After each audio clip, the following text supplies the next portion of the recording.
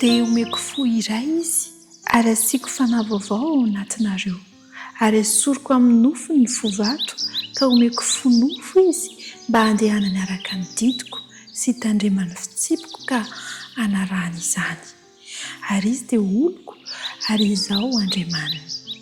Ezekela 1:20 andiny 7:20 sy 20. Averimberintsika hatrany ny lohahevitra lehibe manandanja io a zava-dehibe ary tsy tokony atao tsirambina iankina ny fiainana mihitsy dia ny fibebahana lay tsingerina zany lay sikla ny famonjena ny fiainana kristianina dia mandray an' Jesosy Kristy ho mpamonjy dia miaikeloka ary mibebaka dia tafian'Andriamanitra ny fahamasinana, fahatsaran-toetra, fahatateran-toetra.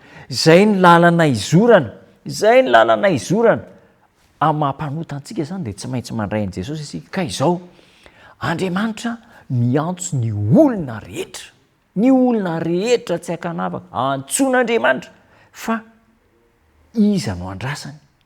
Ireo zay mibebaka no andrasany.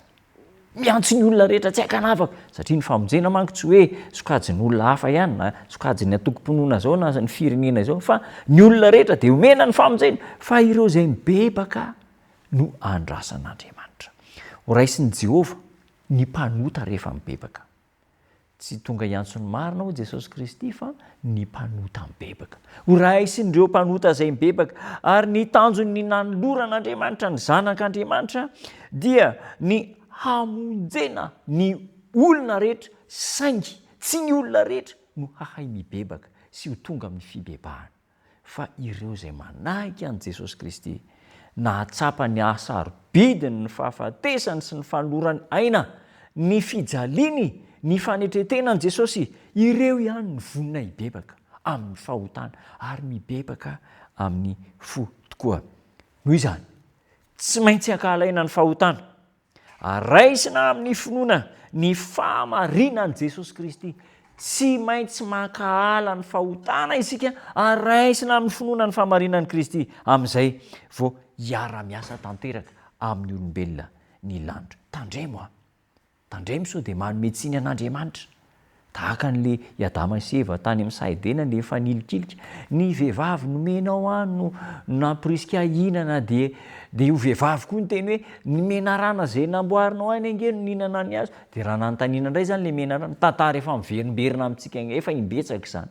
Raha nanontaniana ny mena rana dia ianao ange no diso nanao any mena rana ohatrany hoe atolaka any amin'Andriamanitra ny tsiny kanefa ny programan'Andriamanitra dia ny ahasambatra antsika eto amin'ny zaridaina ny Saedena ahasambatra ny Adama sy Eva fa saingy ny safidy-po sy ny ditra ny fotsika no nandavatsika ny sitrapon'Andriamanitra ka naneketsika ny fahotana sy ny torohevitra Satana. Noho izany ary raha toa ka mitoetra ao anatin'ny fahotana isika dia manome vahana ny Satana. Raha milalao fahotana isika dia manandratra ny Satana. Ohatrany hoe apetraka eo ambony mizana zany Jesosy Andriamanitra Satana. Ka izao rehefa milalao fahotana isika dia midina miakatra ny lanjan'ny devoly, miakatra ny lanjan'ny devoly fa midina kosa ny lanjan'i Jesosy Kristy. Hoy ny Lioka 5:20 manao hoe aoka tsy homendrika atao hoe zanako ao intsony aho, ataovy tahaka ny anankiray amin'le olona no karamainao. Toetran'ny olona mibebaka io. Fantatsika tsara ny tantara, zanak'adala,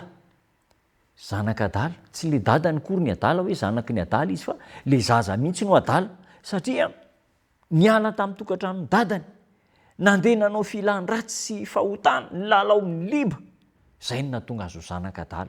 Misy amintsika koa zanak'adala indraindray efa taizan'Andriamanitra amin'ny fomban'Andriamanitra fa miala kanefa ny olona voavonjy na dia zanak'adala aza dia mahatsiaro hiverina dia hoy le zanak'adala hoe iangy aho dia hody eny amin'ray amin'izao feonantsika izao.